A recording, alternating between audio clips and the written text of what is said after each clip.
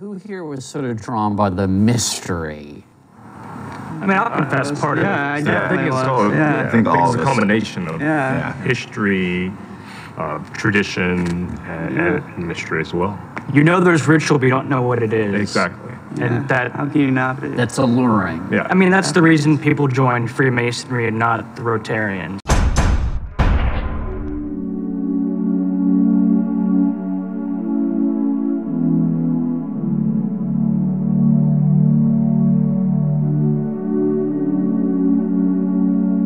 Ces rituels initiatiques de passage sont les anciens mystères de la mort et de la renaissance ou résurrection, une procédure secrète et sacrée qui impliquait de puissantes altérations de la conscience. Ces cultes étaient particulièrement présents dans le bassin méditerranéen. Nous pouvons citer par exemple les cérémonies babyloniennes de Inanna et Tammuz, les mystères égyptiens de Isis et Osiris, le culte d'Orphique, le culte de Bacchus, les mystères d'Éleusis, de Mithras, les rituels corybantiques ou encore les mystères de Attis et Adonis.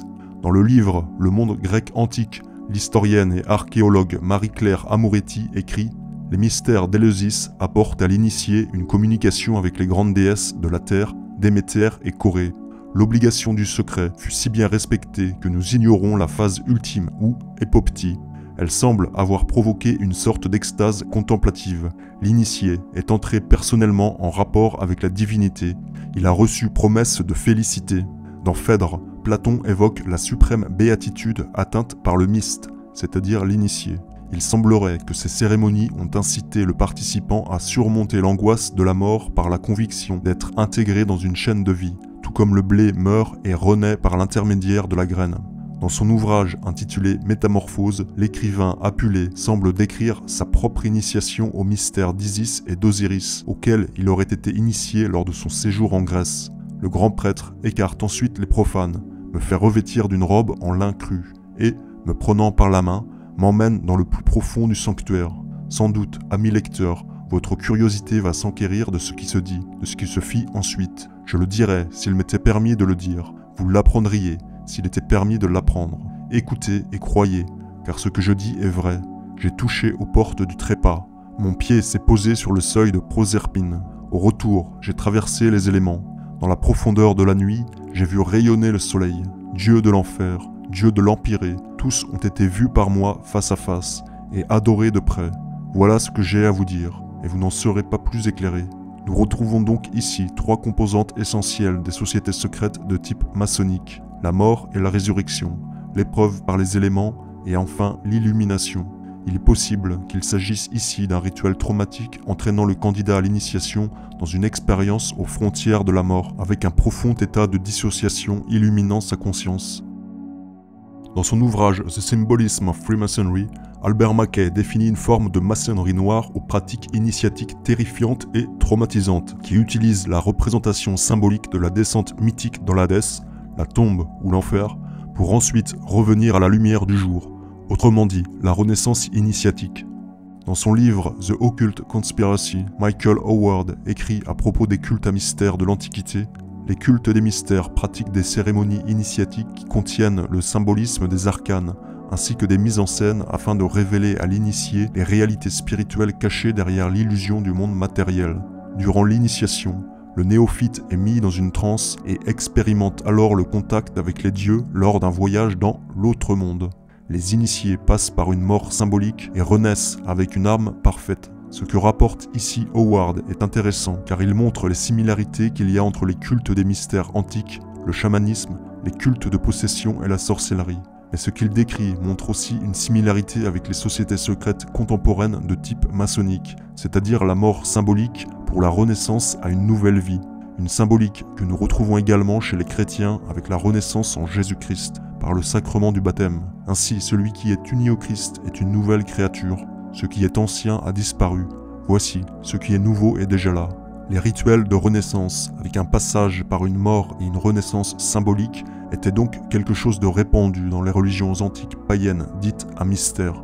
Cette pratique de la résurrection symbolique est également présente dans certaines traditions chamaniques. Ce type de résurrection initiatique revient fréquemment dans les témoignages de survivants d'abus rituels modernes. Cette mort et cette renaissance peuvent être symbolisées par un véritable enterrement dans un cercueil ou un caveau dans un cimetière. Certains survivants rapportent même avoir été placés dans la carcasse d'un animal mort et dans certains cas dans un cadavre humain. Le docteur Julianne Denson Gerber, avocate et psychiatre américaine, parle d'un rituel satanique dans lequel un enfant est placé dans la cavité béante du ventre d'une femme à qui l'on vient de faire une césarienne pour retirer son bébé. Ce rituel a été également décrit par Kathleen Sorensen et le rescapé Paul Bonacci. Le sénateur John DeCamp rapporte les propos de Denson Gerber dans son livre The Franklin Cover-Up. Je suis dans ce domaine depuis suffisamment longtemps et j'ai dû réaliser ce que ces 3 patients me disaient. C'était quelque chose de tellement horrible pour moi à m'imaginer. Prendre un enfant de 2 ans et le placer dans l'utérus ouvert d'une femme mourante, pour avoir cet enfant couvert de sang. J'utilise moi-même le déni après toutes ces années. Selon Sorensen, cela s'est produit dans le Nebraska, mais la même chose, la même cérémonie a été décrite par Bonacci, également dans le Nebraska. L'ex-sataniste Stella Katz décrit ainsi la cérémonie de renaissance lors de laquelle la personnalité de l'enfant est fractionnée. Cela peut être une carcasse de vache, de grande chèvre ou de mouton. Il est dit aux enfants qu'ils ne pourront entrer dans le royaume de l'obscurité seulement s'ils renaissent à nouveau du sang de la bête. Cela est similaire, mais d'une manière inversée, aux croyances chrétiennes, selon lesquelles seuls ceux qui sont nés par l'eau et par l'Esprit Saint pourront entrer dans le royaume de Dieu. L'enfant est drogué et placé nu dans une carcasse, puis la main du « délivreur » s'insère et l'enfant est entraîné à travers l'incision qui a été faite sur l'animal. Lors de cette expérience, l'enfant, habitué à se fractionner lorsqu'il est terrorisé, va créer une nouvelle scission, c'est-à-dire un nouvel alter, une nouvelle personnalité. L'alter de l'enfant est alors généralement baptisé avec un nom de démon par celui qui le fait naître. Fritz Springmeier décrit également le même type de rituel servant aussi de baptême satanique. Cette cérémonie peut varier dans certains détails, mais voici le rituel effectué pour un enfant destiné au contrôle mental de type monarque. L'enfant est déshabillé et on lui fait enfiler une robe pourpre. Il est placé à l'intérieur du pentagramme où se trouve une femme nue, faisant office d'autel devant lequel l'enfant est présenté. Un cheval ou un chacal avec l'inscription Nebabka sur le cou ou sur le front est ensuite sacrifié au nom de Satan. Le nom qui lui est donné peut varier selon les groupes. Cela peut être Seth ou Saman par exemple. L'abdomen de la bête est entièrement ouvert et le foie est retiré. Les 4 esprits gardiens des 4 points cardinaux, les Watchtowers, tours de guet, sont alors invoqués. L'enfant monarque est ensuite enduit avec la graisse de l'animal mort. Un esprit gardien, le Gatekeeper, est alors appelé avec une cloche, puis l'enfant est placé dans le ventre de l'animal. Une partie du foie cru est donnée à l'enfant et le reste est consommé par le groupe. L'enfant finit par être baptisé avec le sang de l'animal sacrifié. Le document de 1200 pages contenant les auditions et les procès-verbaux de l'affaire Dutroux en Belgique rapporte certains témoignages relatifs à des sacrifices de sang lors de rituels, avec parfois un baptême de sang, similaire aux antiques pratiques du culte de Mithras. La reconstitution du traumatisme de la naissance, voire même la régression intra-utérine, est une caractéristique commune aux abus rituels sataniques. Peut-être est-ce une pratique inconsciemment liée avec le traumatisme initial des grossesses gémellaires, où le fœtus fait l'expérience de ressentir son ou ses jumeaux mourir à ses côtés dans l'utérus. Il semblerait que l'angoisse de l'initié qui vise à rester en permanence en union avec la mère, et donc à éviter ainsi la répétition du traumatisme de la naissance, est illustrée dans les anciens cultes gnostiques. Ces religions à mystère exprimaient leur refus de Dieu le Père par une volonté d'un retour à la déesse mère. Les rituels de naissance ou de renaissance viennent des anciens cultes de la fertilité liés à la déesse mère. La mère, et l'orgie incestueuse, a été élevée à un statut de rituel divin en opposition à Dieu le Père. Dans les anciens mystères, l'initié recevait la promesse d'une toute-puissance divine, une union cosmique avec le tout, grâce à l'union symbolique avec la mer. Dans les mystères d'Éleusis, il y avait une initiation nommée la descente sombre dans la mer. Le hiérophante était accompagné dans cette obscure initiation par une prêtresse qui représentait la déesse mère, la descente dans son utérus. Dans le culte à mystère phrygien, l'initié descend dans une fosse et le sang d'un animal est versé sur lui. Suite à cette renaissance, il reçoit entre guillemets le lait nourricier. La secte des Fibionites visait par exemple à rassembler la semence masculine et les menstruations féminines dans une sorte de culte du sperme, où l'on consommait même des fœtus humains. Tous ces rites tournent autour de la fertilité, mélangeant à la fois la fertilité de la terre-mère et la fertilité humaine, aboutissant bien souvent à des pratiques totalement dépravées et criminelles. Pour le psycho-historien Lloyd de Mause, la seule manière de donner un sens à certains éléments présents dans les abus rituels est de considérer qu'ils font revivre symboliquement et même physiquement le traumatisme de la naissance. On y retrouve le confinement dans des ventres symboliques, cages, boîtes, cercueils, mais aussi des ventres organiques réels. La pendaison, la tête en bas, qui reproduit la sensation qu'éprouve le fœtus dans le ventre de sa mère. La submersion de la tête dans l'eau lors des tortures reproduit l'expérience du liquide amniotique, tandis que la suffocation reproduit l'anoxie que tous les bébés vivent lors de l'accouchement. La victime est forcée de boire du sang et de l'urine, tout comme le fœtus boit entre guillemets du sang placentaire et baigne dans son urine. Les rituels sont souvent effectués dans des tunnels ou des caves, des lieux souterrains sombres et humides, symbolisant le confinement du canal vaginal ou du ventre de la terre-mère. Les 16 éléments caractéristiques des abus rituels que les chercheurs Jean Goodwin et David Finkelor ont répertoriés sont tous liés à la reconstitution du traumatisme de la naissance. Sans une naissance symbolique, tous ces actes n'auraient aucun sens. Certains chercheurs se sont posé crûment une question à propos de ces protocoles systématiques dans les abus rituels. Pourquoi violer d'une manière aussi compliquée ?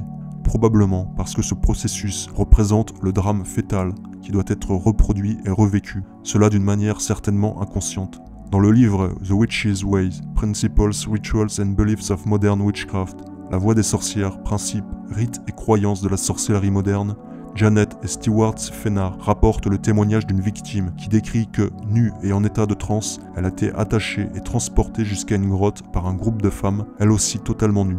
Une fois dans la grotte, les femmes l'ont fait passer sous leurs jambes en gesticulant et en hurlant, comme s'il s'agissait d'un accouchement. Ensuite, un cordon ombilical, symbolique, a été coupé et la victime a été arrosée d'eau. Dans le livre Michelle Remembers, la survivante Michelle Smith se souvient de son rituel de naissance. Un bébé a d'abord été poignardé, puis il a été placé entre les jambes de Michelle et son sang étalé sur elle, comme s'il possédait du pouvoir. Ensuite, on a peint des symboles rouges sur son corps et elle a dû mettre sa tête entre les jambes d'une femme et ramper, comme si cette femme accouchait d'elle. Elle décrit également un autre rituel où elle était placée à l'intérieur d'une statue de plâtre à l'effigie du diable et couverte de sang. Elle dit qu'elle se sentait comme dans un tube de dentifrice au moment où elle en était expulsée. Elle note « Je suis en train de naître. J'ai quelque chose d'épais d'enroulé autour de mon cou, mais un homme coupe cette corde afin que je ne m'étouffe pas. » La société secrète Skull and Bones pratique un rituel de mort symbolique où l'initié est placé nu dans un cercueil. Il doit subir diverses étapes traumatisantes dans le but d'une renaissance et d'une transformation de sa vie. Dans ce cercueil, il doit également confesser ses plus sombres activités sexuelles. Pour les Skull and Bones, durant la nuit du rituel, l'initié meurt au monde pour renaître dans l'ordre. Alors qu'il est dans le cercueil pour un voyage symbolique à travers les enfers pour sa renaissance, qui aura lieu dans la chambre numéro 322, l'ordre revêt alors le chevalier nouveau-né avec des vêtements spéciaux, indiquant que désormais il devra s'adapter à la mission de l'ordre. Le serment prononcé par l'initié lors de ce rituel de renaissance jure une allégeance à l'ordre secret qui surpasse tout ce qui concerne le monde profane. C'est une allégeance totale au groupe. Ce type de rituel est quelque chose de courant dans le satanisme. Dans son livre The Satanic Rituals Companion to the Satanic Bibles, Anton LaVey, le fondateur de l'église de Satan, a écrit « La cérémonie de la Renaissance se passe dans un grand cercueil. De façon similaire, cette symbolique du cercueil se retrouve dans la plupart des rituels de loge. L'ex-Illuminati, Svali, survivante d'abus rituels et de contrôle mental, qui a tant bien que mal déserté le culte pour livrer son témoignage, a affirmé qu'un des plus anciens de leurs rituels est la cérémonie de résurrection. Le phénix est l'un des symboles qu'ils apprécient le plus. La mort et la renaissance à une nouvelle vie est très présente dans les rituels de l'élite luciférienne. La cérémonie ou rituel de résurrection se fait généralement pour un enfant de 2 ou 3 ans. Celui-ci sera fortement traumatisé par divers moyens, violences physiques et sexuelles, électrochocs, asphyxie, drogue, ayant pour but de le faire se dissocier au maximum et de l'amener dans un état proche de la mort. C'est une méthode de programmation mentale qui pousse volontairement un enfant jusqu'aux frontières de la mort. La petite victime ressent alors à ce moment-là des présences autour d'elle. Ce sont des entités observant ce petit corps inconscient entre la vie et la mort. Dans ces rituels de résurrection, il y aura toujours la présence d'un personnel médical compétent avec du matériel adéquat afin de surveiller l'état de l'enfant et pour pouvoir le ressusciter le temps venu. Lorsqu'il reprendra conscience dans d'extrêmes souffrances, on le mettra face à un choix, affronter une mort certaine ou choisir de vivre en intégrant en lui une puissance démoniaque. L'enfant choisit évidemment de vivre et une entité parasite s'accroche alors à lui.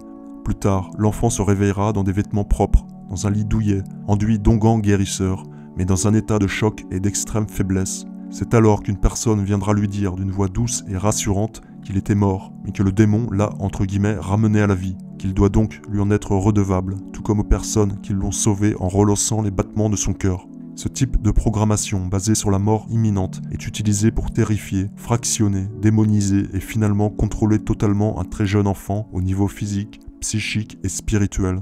Cela l'oblige à accepter une spiritualité totalement luciférienne dans les pires circonstances traumatiques et coercitives qui soient. Le rituel marquera profondément les croyances de l'enfant et cette expérience traumatique modifiera surtout sa réalité la plus fondamentale. Une autre technique de contrôle mental basée sur une mort imminente a été décrite par Zvali comme étant pratiquée dans un cadre gouvernemental de type MKUltra. Le sujet est attaché par la taille et au cou. Il est enveloppé dans un caisson d'isolation sensorielle, supprimant toutes les sensations de ses membres. Dans cet état de privation sensorielle, il est nourri par intraveineuse et se fait bombarder le cerveau par des bruits sonores extrêmement violents. L'obscurité totale de la pièce sera entrecoupée de lumières blanches éblouissantes, et le sujet va vite perdre la notion du jour et de la nuit. Lorsque la victime se rapproche du point de rupture et qu'elle est sur le point de se briser, elle reçoit alors des électrochocs et des drogues. Le niveau de douleur et de terreur est à son paroxysme et on lui répète qu'elle est en train de mourir, ce qui est le cas.